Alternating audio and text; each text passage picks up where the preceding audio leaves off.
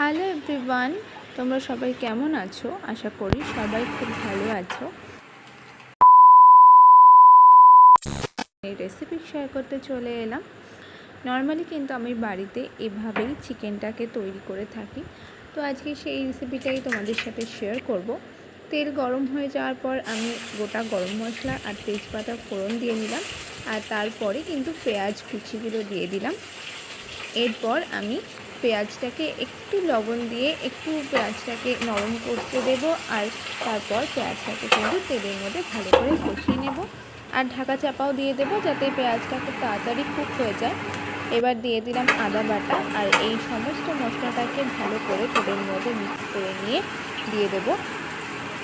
দিয়ে দেবো লঙ্কা চেরা। যেহেতু আমাদের বাড়িতে ঝালটা কম খাওয়া হয় তাই আমি লঙ্কা ছিঁড়ে দিলাম, তোমরা চাইলে বেটেও দিতে পারো। তারপর একে একে জিরের গুঁড়ো, ধনের গুঁড়ো, কাশ্মীরি লঙ্কার গুঁড়ো আর সস দিয়ে দিলাম। তোমাদের বাড়িতে যদি টমেটো থাকে তোমরা সেটাও ইউজ করতে পারো। দেখো এখন মশলা কালারটা কত সুন্দর চলে এসেছে। এবার আমি চিকেনটাকে দিয়ে ভালো করে কষিয়ে নেব।